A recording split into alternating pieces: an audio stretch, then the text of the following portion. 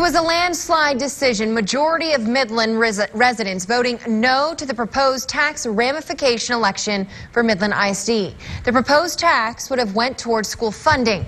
The election results showed 63% of voters did not approve the proposed rate of a 0.05% property tax increase.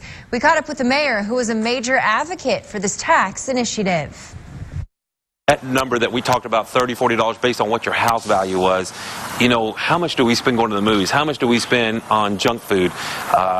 This is education. And so I don't know that the message was not clear. Midland ISD now back to the drawing board after the tax rate hike didn't pass in Saturday's election. The proposed increase would have helped cut down on the district's $25 million budget deficit. Local 2's Tyler Westner is live in the control room tonight with what additional cuts the district will now have to look at. Tyler. At the Midland ISD school board meeting tonight, it was the first time the board met since that tax rate increase didn't pass by voters on Saturday. And now MISD faces more budget cuts to make up for it.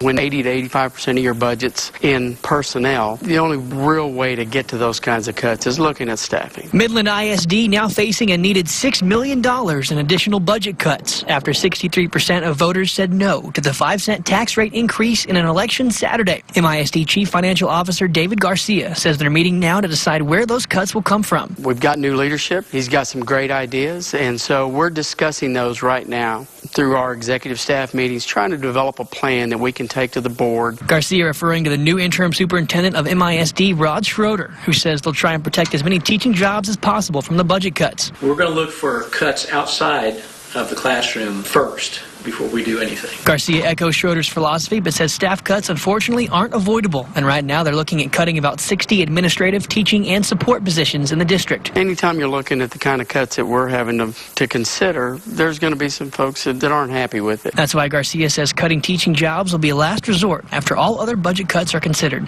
One of the things, obviously, that we want to protect is instruction. We want to make sure we can provide as many resources as possible to deliver direct instruction to kids.